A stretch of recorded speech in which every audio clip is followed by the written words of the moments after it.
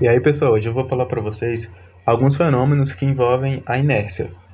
E, primeiramente, a gente precisa entender o que é a inércia em si. Como diz aqui, a inércia é uma propriedade de um corpo que resiste a mudanças em seu estado de movimento.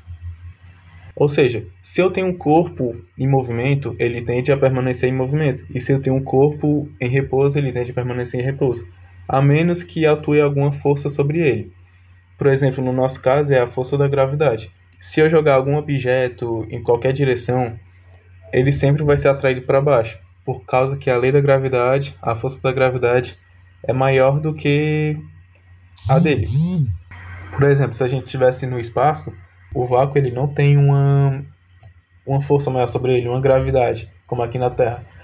Então eu poderia jogar qualquer objeto pelo vácuo que ele ia continuar eternamente em movimento, a não ser se ele encontrasse alguma força maior que ele.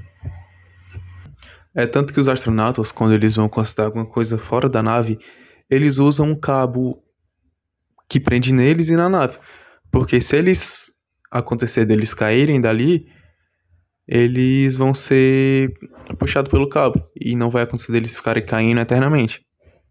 Bom, então, esse conceito é basicamente a primeira lei de Newton, que é também chamada como a lei da inércia. Agora vamos para o exemplo. Bom, aqui temos o menino que ele puxa a toalha da mesa e os objetos continuam em cima.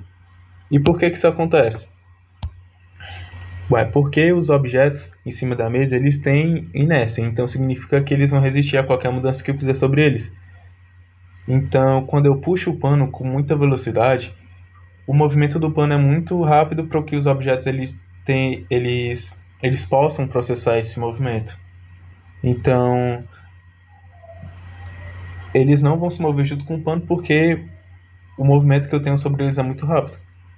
E também tem o atrito. O atrito, quando eu puxo o pano lentamente, o atrito entre o pano e os objetos faz com que eles se movam junto com o pano. Agora, quando eu movo ele com muita velocidade, o tempo de contato entre o pano e os objetos é muito curto, então esse atrito não é suficiente para mover esses objetos. E também temos a velocidade de movimento, que quando eu puxo um pano com a velocidade muito alta, eu minimizo o tempo entre a qual a força de atrito pode atuar sobre os objetos. E é por isso que isso acontece. Agora vamos para mais alguns exemplos. Bom, aqui a gente vai ter o cinto de segurança. O cinto de segurança ele é um exemplo muito bom de inércia porque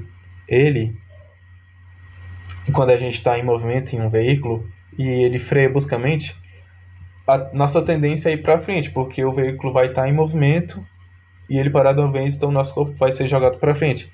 E o cinto de segurança ele evita com que isso aconteça. Então ele vai prender a gente no mesmo lugar. Então, o cinto ele vai distribuir a força da desaceleração sobre o nosso corpo. Bom, e o airbag é quase a mesma coisa também, só que o airbag ele vai criar uma camada de proteção acolchoada para a gente na hora do impacto aconteça alguma coisa, a gente não taque a nossa cara no volante ou em alguma parte da frente, no para-brisa, e ele ajuda nessa questão. E também a gente vai ter um exemplo que eu acho que é o mais importante daqui, que é o apoio da cabeça do banco. E os carros de antigamente eles não possuíam esse apoio. Então, quando tinha algum carro ele parado e ele sofria alguma colisão traseira, o corpo da pessoa que estava dentro do carro ele ia sofrer todo esse impacto. Então, o corpo da pessoa estava parado e o carro ia para frente de uma vez. Quem ia sofrer esse impacto todo era o pescoço da pessoa. Então, isso acontecia em muitas lesões, muitos acidentes fatais. E isso foi projetado justamente para evitar esse tipo de coisa. E isso foi projetado justamente graças à inércia, o estudo da inércia. Se não fosse isso, muitos acidentes provavelmente ainda continuariam acontecendo por causa que ninguém ia ter a noção e o estudo sobre isso. Então foi isso, pessoal. Muito obrigado e até a próxima.